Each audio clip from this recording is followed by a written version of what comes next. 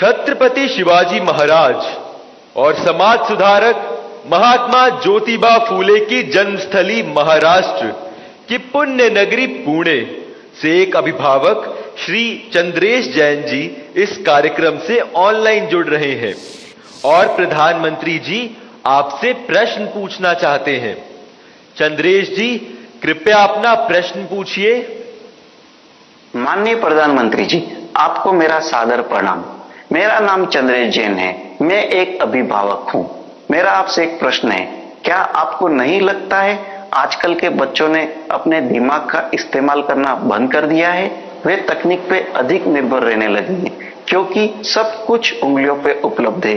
कोई इस युवा पीढ़ी को कैसे जागरूक कर सकता है कि वे प्रौद्योगिकी के स्वामी बनने चाहिए, उसका गुलाम नहीं? कृपया मार्गदर्शन कीजिए। धन्यवाद। थैंक यू चंद्रेश जी। आदिवासी जनजाति के लोक नायक स्वतंत्रता सेनानी बिरसा मुंडा की जन्मभूमि झारखंड के रामगढ़ जिले से एक अभिभावक श्रीमती पूजा श्रीवास्तव जी ऑनलाइन माध्यम से इस कार्यक्रम से जुड़ी हुई है और प्रधानमंत्री जी आपसे प्रश्न पूछकर अपनी शंका का समाधान चाहती है। Puja, please ask your question. Namaskar, Honorable Prime Minister Sir. My name is Kumari Pooja Srivastav. I am a parent of Priyanshi Srivastav studying in Sri Guru Nanak Public School, Ramgarh, Jharkhand. Sir, I want to ask that how I can manage my daughter's studies with using social media platform like Instagram, Snapchat, Twitter. Please guide me on this. Thank you, sir. Thank you ma'am. Himachal Pradesh Shivalik पहाड़ियों की तलहटी में स्थित हमीरपुर जिले के TRDAV school Kangu के एक छात्र अभिनव राणा ऑनलाइन माध्यम से जुड़ रहे हैं और प्रधानमंत्री जी आपसे एक प्रश्न पूछना चाहते हैं। अभिनव, कृपया अपना प्रश्न पूछिए। Honorable Prime Minister Sir, Namaskar. My name is Abhinav Rana. I am a student of TRDAV Public Senior Secondary School, Kangu District, Hamirpur, Himachal Pradesh. Sir, my question is, how can we educate and encourage students to manage exam stress effectively while also harnessing the benefits of mobile technology as a tool for learning rather than letting it become a distraction during crucial study periods? Thank you, sir. Thank you Abhinav. प्रधानमंत्री जी, चंद्रेश जैन, पूजा और अभिनव जैसे अनेक लोग जीवन में social media और technology के बढ़ते दबाव की स्थिति से परेशान हैं। वे सभी तकनीक पर निर्भरता एवं इसके अधिक प्रयोग से होने वाली दुष्प्रभाव से कैसे बचें? कृपया इस विषय में उचित परामर्श प्रदान कीजिए। देखिए, हमारे यहाँ शास्त्रों में भी कहा गया है और सहज जीवन में भी कहा गया, किसी भी चीज का अति किसी का भला नहीं करता है। हर चीज उसका एक मानदंड होना चाहिए, उसके आधार पर होता है। अगर मान लीजिए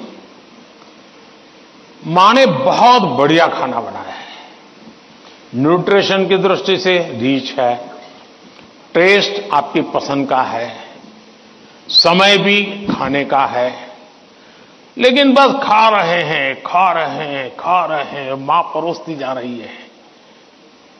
क्या ये संभव है? क्या संभव है? क्या कभी कभी तो आप मां को कहो, नहीं मां बस बहुत हो गया, अब नहीं खा सकता हूं, करते हो कि नहीं करते हो? अपनी प्रिय खाना था, हर प्रकार से न्यूट्रिशन वैल्यू वाला था, वो समय भी ऐसा था, खाने का वक्त था, फिर भी एक स्टेज आ जाता है जब वो खाना आपके लिए तकलीफ कर सकता है, वॉमिटिंग करवाएगा, हेल्थ खराब कर देगा। आपका कितना ही प्रिय खाना आपको रुकना पड़ेगा। रुकना पड़ता कि नहीं रुकना पड़ता?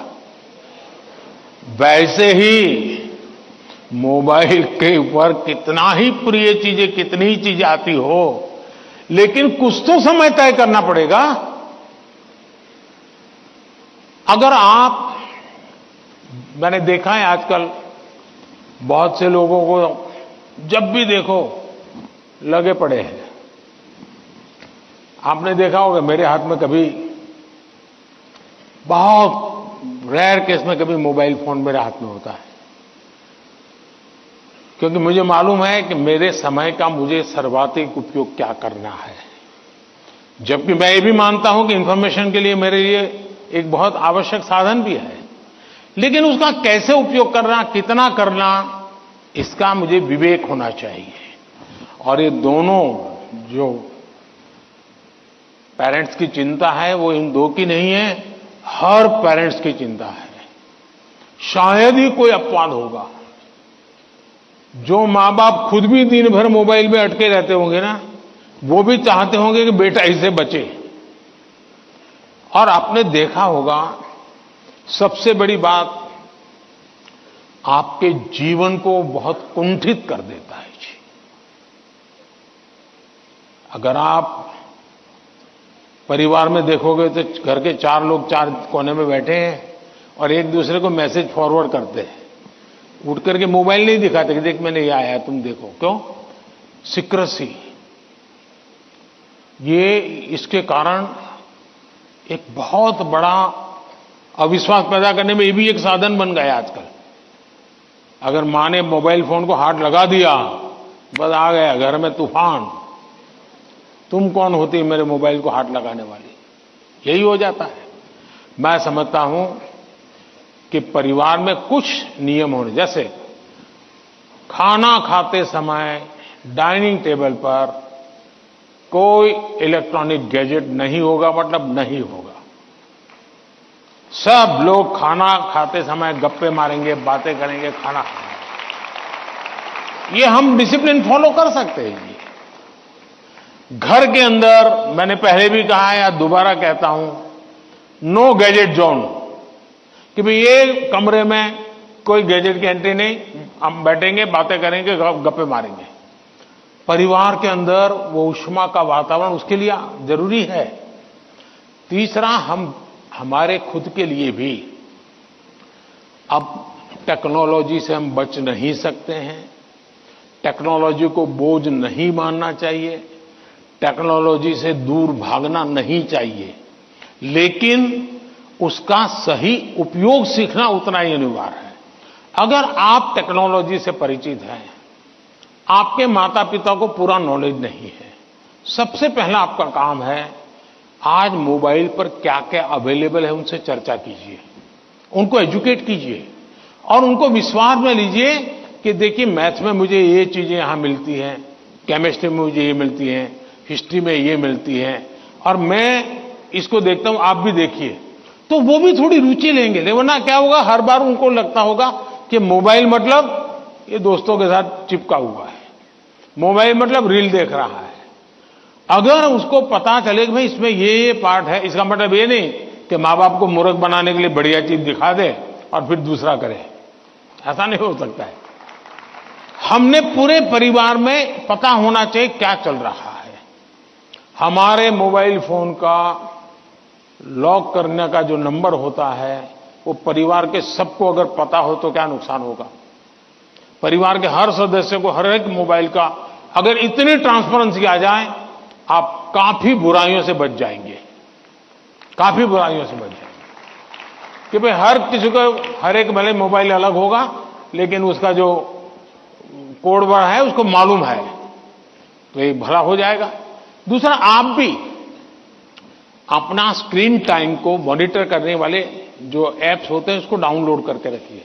वो बताएगा कि भाई आपका स्क्रीन टाइम आज इतना हो गया, आपने यहां इतना टाइम गंवाया है, आपने इतना टाइम, वो आप स्क्रीन पर ही आपको मैसेज देता है, वो आपको अलर्ट देता है।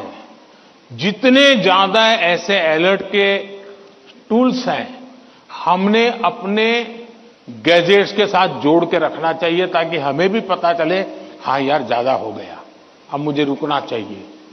कम से कम वो हमें अलर्ट करता है। एट द सेम टाइम उसकी पॉजिटिव उपयोग कैसे कर सकते हैं। अगर मान लीजिए मैं कुछ लिख रहा हूं, लेकिन मुझे एक अच्छा शब्द मिल नहीं रहा है, तो मैं डिक्शनरी की मुझे जरूरत है, मैं डिजिटल व्यवस्था का उपयोग करके उसका लाभ ले सकता हूं। मान लीजिए कि मैं कर रहा हूं और मुझे कोई अरिथमेटिक का सूत्र ध्यान नहीं आता है, चलिए मैंने डिजिटल चीज का सपोर्ट सिस्टम ले लिया, पूछ लिया उसको क्या हुआ, फायदा होगा। लेकिन अगर मैं जानता ही नहीं हूं कि मेरे मोबाइल में क्या ताकत है, तो मैं क्या उपयोग करूंगा। और इसलिए मुझे तो लगता है कि कभी कभी क्लासरूम में भी मोबाइल के पॉजिटिव पहलू क्या क्या है, पॉजिटिवली उपयोग आने वाली कौन सी चीजें हैं, कभी 10-15 मिनट क्लासरूम में चर्चा करनी चाहिए। कोई स्टूडेंट अपने अनुभव बताएगा कि मैंने उस वेबसाइट को देखा, हमारे स्टूडेंट्स के लिए अच्छी वेबसाइट है, मैंने उस वेबसाइट को देखा, फलाने सब्जेक्ट के लिए वहां अच्छी लर्निंग मिलती है, अच्छे लेसन्स मिलते हैं। मान लीजिए टूर जा रही है कहीं पर, टूर प्रोग्राम हमारे पास है और बच्चे जा रहे हैं कि चलो भाई हम जैसलमेर जा रहे हैं, सबको कहा जाए जरा ऑनलाइन जाओ भाई, जैसलमेर का पूरा प्रोजेक्ट रिपोर्ट बनाओ, तो उसका पॉजिटिव उपयोग करने की आदत डालनी चाहिए। उसको लगना चाहिए कि तुम्हारी मदद में बहुत सी सारी व्यवस्थाएं उपलब्ध हैं, तुम इसका उपयोग करो। जितना ज्यादा सकारात्मकता से आप उपयोग करोगे उतना आपको लाभ होगा। और मेरा आग्रह रहेगा कि हमने उससे दूर भी नहीं भागना है, लेकिन हमने हर चीज का विवेक से और पूरे परिवार में ट्रांसपेरेंसी से, जितनी ज्यादा ट्रांसपेरेंसी आएगी, ऐसे छुप छुप करके देखना पड़े तो मतलब कुछ गड़बड़ है। जितनी ट्रांसपेरेंसी आएगी उतना लाभ ज्यादा होगा। बहुत बहुत धन्यवाद।